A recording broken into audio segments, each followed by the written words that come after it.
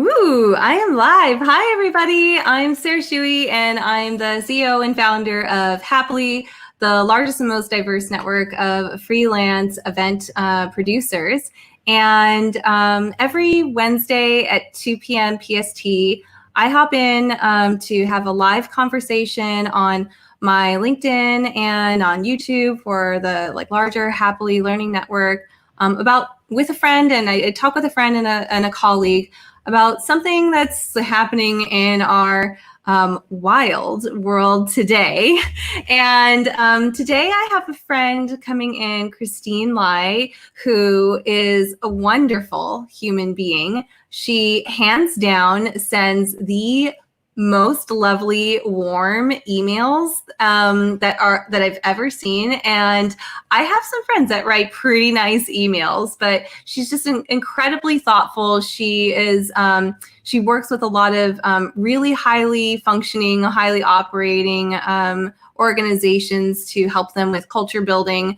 And Christine is going to tell us a little bit more about what she does. To be honest, Christine is an enigma, and she's always on the move. She even shares her Google Calendar of what city she's in this week. So it's going to be really interesting to hear how this chameleon operates through stuff. And today we are having a very special conversation, which is kind of I don't know, this live book club. We don't have a book club. I'm not starting a book club. That's too much work. We don't have time for it. Just read.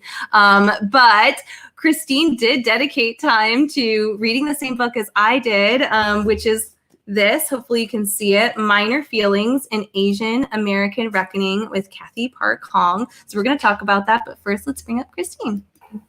Hi. Hi, Sarah. Thanks for being here. Oh my gosh, you're welcome. It's so sweet. Thanks for the kind words. It's so nice to be here. On my branded page too. I mean, usually we're on a FaceTime, right? So true. We're so professional now. Change it up. Well, Christine, can you tell us a little bit about yourself? How would you like to present you and your work? I mean, if I'm an enigma, I can't give it away, right? I knew that when I said that, I was I gave her an out. I mean, the easiest way to describe some of my work right now is around economic development and community development.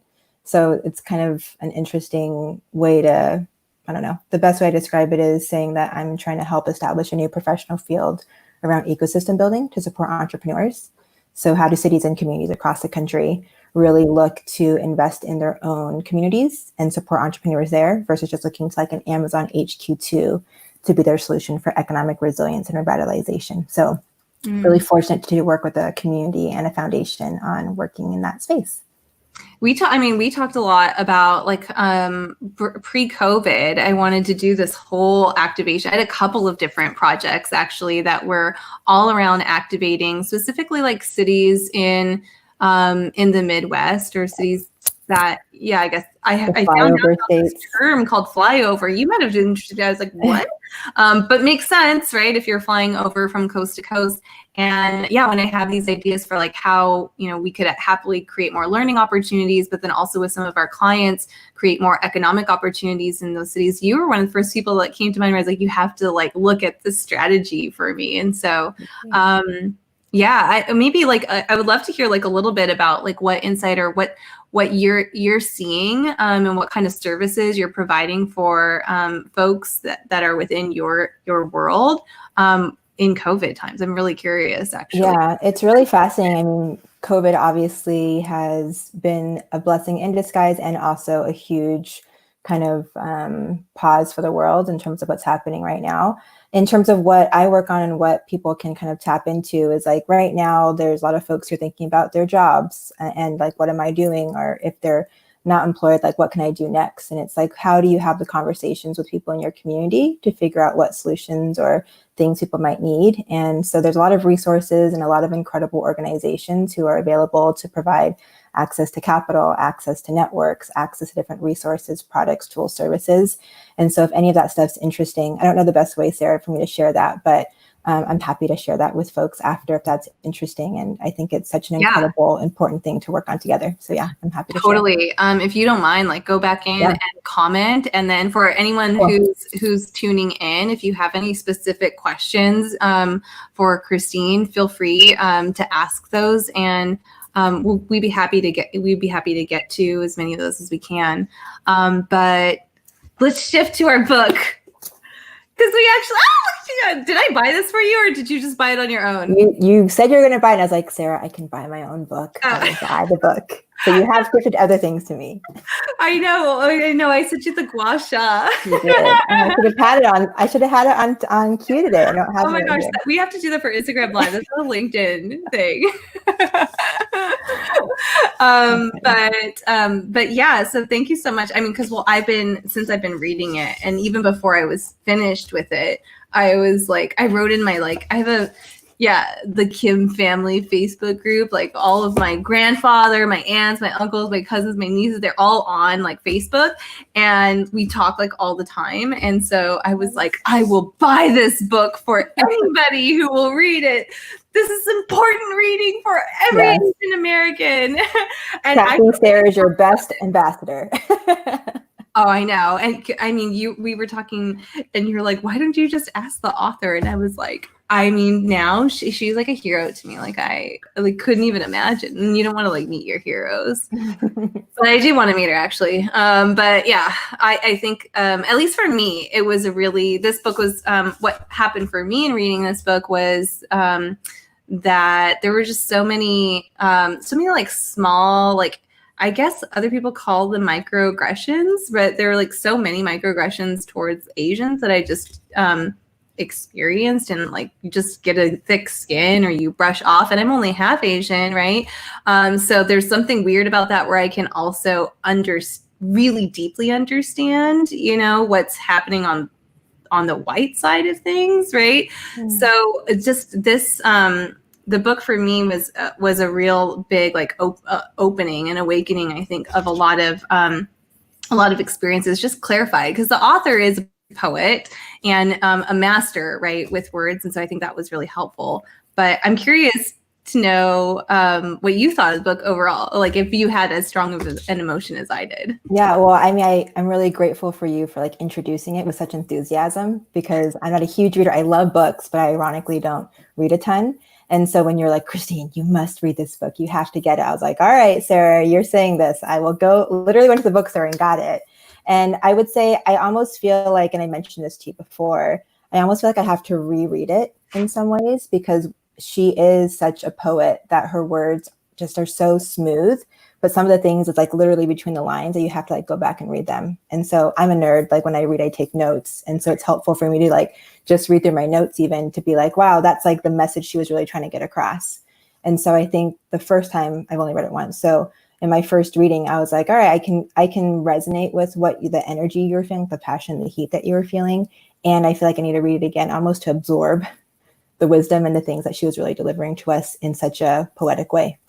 Yeah, I've reread it, and then I also I reread it as I went though, and I also read it aloud, like to Coco. I was like reading it, and look, I'll read some now, because I do feel like with poetry, hearing it spoken, you feel it a little bit more, and like totally. You hear the in-betweens. But I didn't even, I'm like, this book is so good and I trust it so much that I just like opened to a random section. I'm just going to read out of it. It's not like marked or whatever. I also, if you wrote your notes, like I want to see them too. I'll say it and then get your notes out like afterwards. Okay. And then you can read something from your notes. Yeah.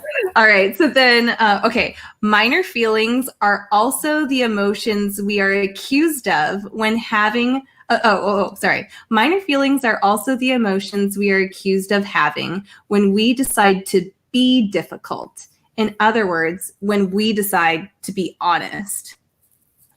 That's crazy because that was one of your quotes. That right? was. And that was universe. One of those things. Ooh. Let's dissect that like a little bit. I think it's interesting that as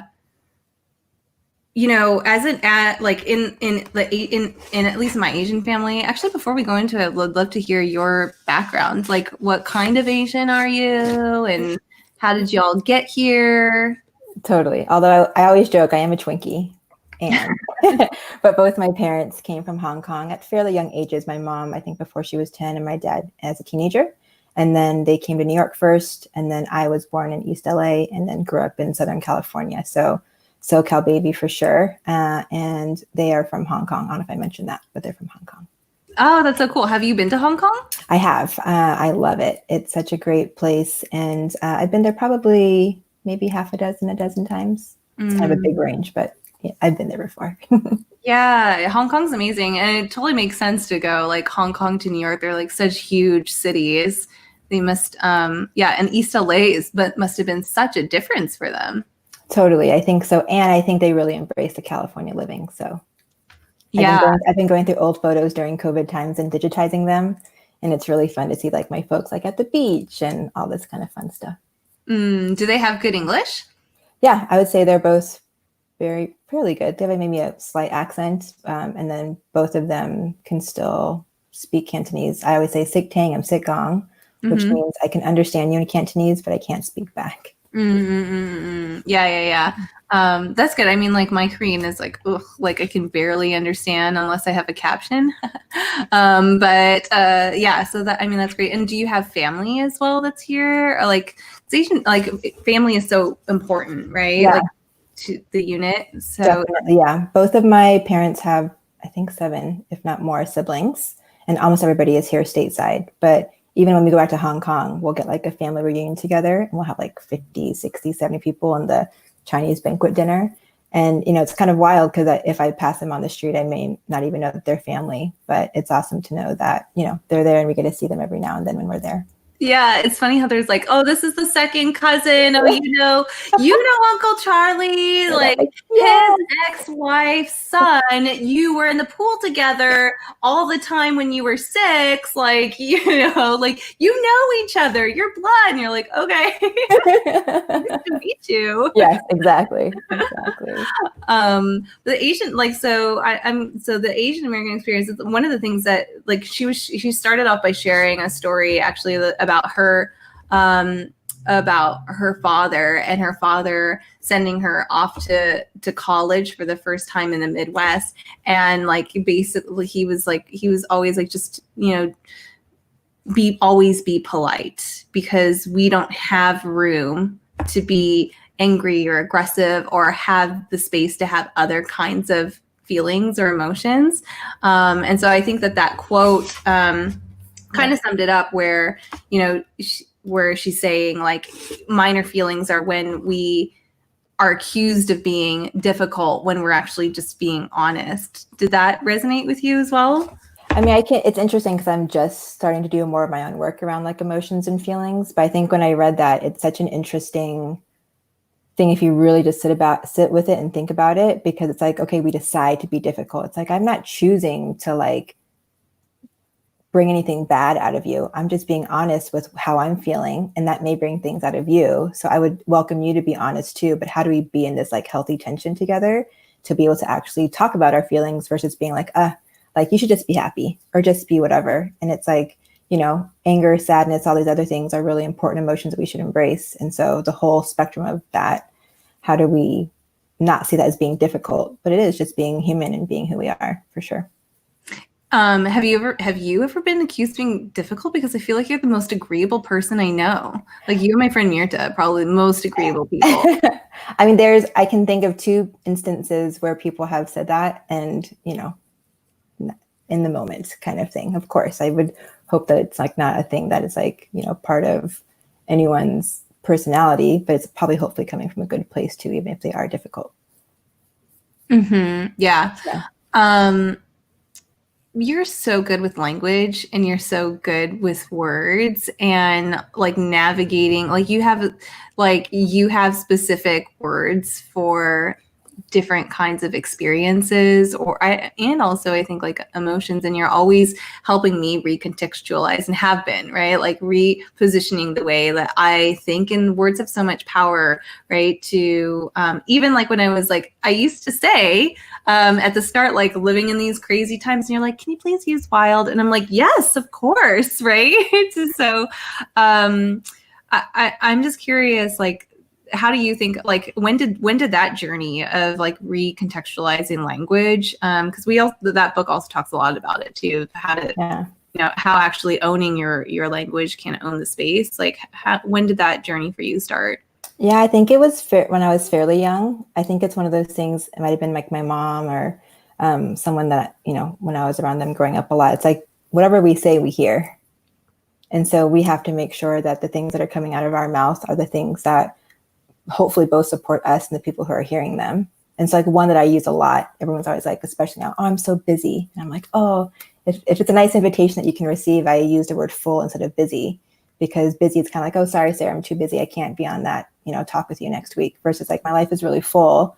And so I'd love to do it, but maybe another time. It's like a different intention or a different feeling. And so I think it's just really important to use our words really thoughtfully, especially in these times where we are now, because they carry so much weight. And like we talked about before, like the context also really matters. But language is such an important thing. Like, I mean, Kathy is a poet and she's an incredible writer. And the way that she is using language sometimes to like bring out the heat, and then sometimes to kind of like really get a point across, it's really powerful. And so we have to be really mindful with how we use those words. Are you like, you're working with like people of all different, like, because you're working in like economic development as well as community development, right? So like, do you find yourself working with a lot of people of color, or are you mostly working with people, well, white people, like trying to help them understand and create opportunities for people in color? Yeah, fortunately, the foundation I do work with, one of the number one things that we've put at the center of the work, even before everything currently, is inclusive. Like the number one goal is inclusive field. And so we have a really nice mix, and there's always room for improvement. And so it is really incredible to be able to understand, especially in this work. So like I would put like community development, economic development alongside workforce development, venture development, and a few others. And so all of those different fields, let alone the people who are in those fields, there's different language too. And so how do we make sure that we are like able to translate or understand what we're actually talking about in a way that is welcoming and inviting versus like triggering or off-putting? And so, the whole range of like young and old and, white in every color and all the things. Mm-hmm. And like how do you think about like, or have you experienced like racism, or like how do you think about like the model minority, like Asians being a model minority, or the whole China virus thing that's being spread around? Like how do you navigate through that and like understand and process that in a way that is more healthy, like in the example that you gave from like busy to full? Like how do you manage when people say like very intentionally hurtful things? Yeah, it's interesting, I guess, and we talked about this a little bit, but it's like so much of how I orient the world is from a place of compassion.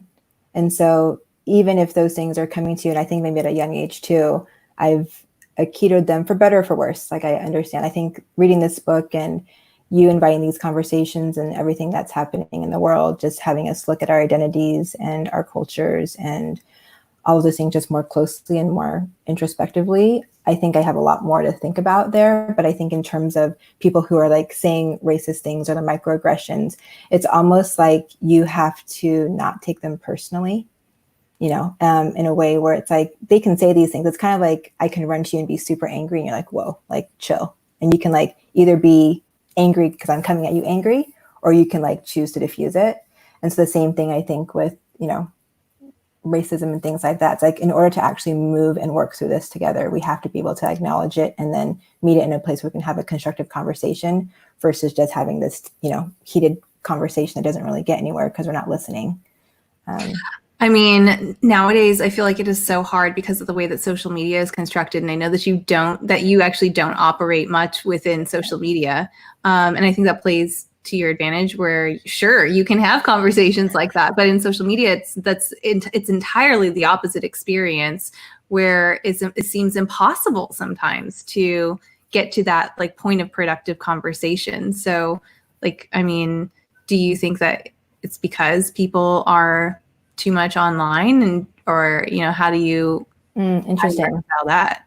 Yeah, I mean, I don't think it helps when people feel like they are on a megaphone just talking to people. Like even right now, it's kind of hard because I love being on chat and like being able to like see who's like tuning in and listening.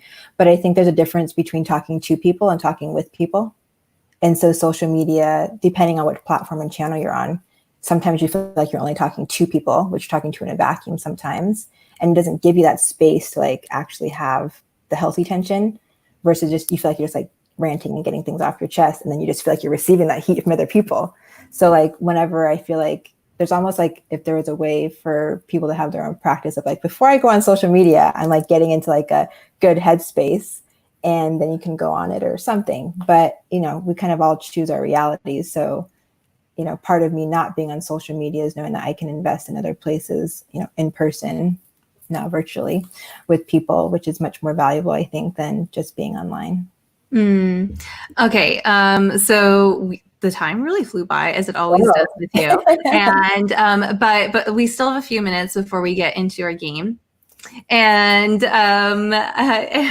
so, but before I really do want to see your notes, and maybe if you could read a passage or you could share a quote, Sure, yeah. and, like open that up. We'd love to wrap with that. Yeah, well, my notes are in Evernote, which I am happy to share if someone wants to see them. Can you share your screen? Can I share my screen? Yeah, let me see if I can. Can I share my screen? Can you see that? Oh, wait, hold on. Share. Here. Does that work? Yeah. Yeah. So there's nothing I love more than good and so and so I think the one that I was sharing with you before that I really liked was this one.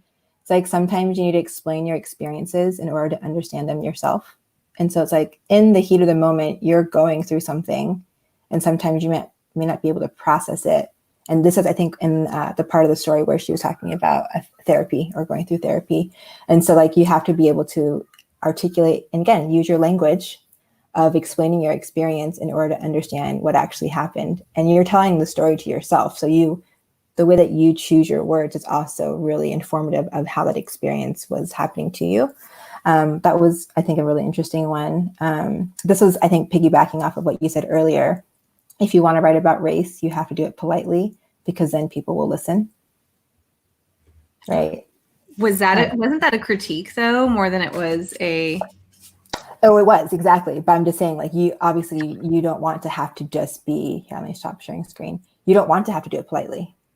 But that was something that was, yeah, exactly. Someone was saying that to her in terms of when she was at school or something like that. I think it's like, well, if you want to write about race, you got to do it politely. And she's like, well, F that. Like, I need to be real. Like, it's not going to be always easy. And this is just how it is. Yeah. How do you, like, doesn't that, like we've just been talking about like how to like carefully, like it's almost like your method and approach is so generous because you are, if somebody is aggressive towards you, you are doing the work of taking that aggression and then yeah, and then like Asian cheating it out, just like right. So like does like that, and like you're the one that's like doing that work, right? I think it depends. So I would say I think I hear where you're coming from. Maybe it's like Kathy just goes for it, right? Just goes for the jugular. Well, that's what that quote is saying, is like is critiquing like having to be polite, having to absorb other people's racism in order to like be acceptable or to be successful. Yeah. And I think I would say it's all kind of like checking in with you, like how much space do you have to actually create and hold that space? So, right, like I'm not saying there's more or less of it per se, but it's just kind of like in that moment, what's honoring you and your energy and your authenticity. Because in the moment I could be heated and I'd be like, what the F, Sarah? Like, let's go, right? Versus like, other moments I'll be like, Sarah, like that's totally cool, and I'm feeling where you're coming from, and let's just like talk about it. So like I think it's all scenario context based, and it all depends on the situation and what's the most beneficial. And certain people have certain ways of talking that benefit them that they've experienced, and then sometimes we have to assess those ways if they're actually really serving us and others, because if they're not, then we can have the opportunity to change them. But that's also changing habits and behaviors, which can be a whole nother topic of conversation to talk about. But like, I mean, I think that it's funny because when I was in Hong Kong like not too long ago, like a year ago, I guess now. So, but when I was in Hong Kong, like the way that people like chat with each other, or like Coco's Chinese and the way that they chat with each other, it's like very like in some ways it's very direct, and then in other ways there's like so many levels of meaning and politeness that like is just like pads everything, right? And I think it's really funny because if you don't grow up in that culture, then it's very hard, like, you know, even though there's lots of that's why I asked what kind of Asian are you. There's lots of different, like, I mean, there's so many Asians in the world, right? Like, so even like just like from Korean to Chinese culture, I'm always like, what did she really mean when she said that, right? Yeah, totally. But I think it's interesting because like in America, right, we inherit, like we grew up with this style of communication, and you know, I find a lot of times where I'll like say things or I'll talk, and to me there's nothing wrong with it, right? Totally. And I'm sure this happens for everyone where it was like, what's wrong with that? And we're all sort of learning. I mean, do you think that like the perfect world, right, this is one where everybody sort of starts to use the same kind of language? Is that even possible? Is not possible or feasible in the immediate term. So is the answer always to do the work for other people? Interesting. I almost would say we never want to have the same language. We want to have shared language. It's like a difference between like assimilation, because like I'm not going to become, like I don't want to become something else that I'm not. And there's a quote in the book on my notes from Amiri Baraka. It says, all cultures learn from each other. And so it's kind of like there's so much value in our culture and traditions and history and rituals that we don't ever hopefully want to erase them. So how do we embrace them and honor them and learn about them from others? And so there isn't I think it's less of the same and more of the shared around like meaning and intention, and just trying to, you know, understand where that comes together. Okay, well, let's reread it again, and then we can FaceTime and talk about it more. Sounds great. Okay. All right. Before you go, I play a game with everyone. That's called Good Name Bad Search. I always pause. Like every week, I still forget like what I called it, and I don't know. Good Name Bad Search. But I also added a twist to the name of it, where it's let's see here. Do you see my screen? Yes, you do. AKA, who is Christine Lai? That's funny. And then what do you say? Good name, bad search? Yeah. So what I've done is I've gone on LinkedIn and I searched your name, Christine Lai, right? And there are 3 Christine Lais who I found, and I'm going to show you those folks in a second. And it's going to be your job to determine which Christine Lai is the senior UI designer, which one is a game producer, and which one is a director of customer success. This is kind of hilarious. I only know one other Christine Lai. I know there are a lot out there, but I only know one other one. All right. What do I have to go off of? It's like so stereotypical, kind of. I know. Well, that's like kind of like the whole thing. I was like, that's why I was saying before, I was like, oh, this game is going to be really interesting. So we're just talking all about identity. It's like the game producer. Okay. And then what were the options again? We've got senior UI designer, game producer, or director of customer success. C, director of customer success. Okay, sorry. C. And then what about this person? And the options again? Senior UI designer. Okay. Wow, this is like really not going off of very much. I mean, this is what people present, you know?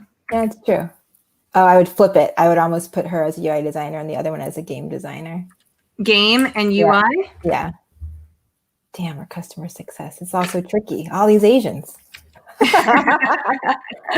Different kinds of Asians though, no? Like she's got like a wood background. She's got her colored hair. She's in a car. Like maybe she's a game designer. And maybe the last one is the director of customer success. Okay, so we're gonna go with number one is C. Let's go. Final answer. Okay. 1, B, game producer. Okay. 2, A, UI designer. 3, director of customer success. Okay. All right. So actually, oh no. Let me show you. Hold on. I usually like set up a slide and I realized I didn't set up the slide this time. It's fine. It's okay. Who's professional? Not me. Just kidding. Oh, hold on. Let's see here. Okay, so here you are up at my top. And then we've got second is Christine Lai, senior user interface designer. And then we have second is Christine Lai, game producer at Riot Games. Yep. Was the hair. So no, the only one that you did get right at the end of the day was the switched it. Director of customer success. Did I get one prize? Oh yeah, show us your cards. These are so useful. I need cards like this because I'm always like doing it with woohoo. Oh yeah, you got a little plus one. That's so cute. I like the plus one. That's great. Do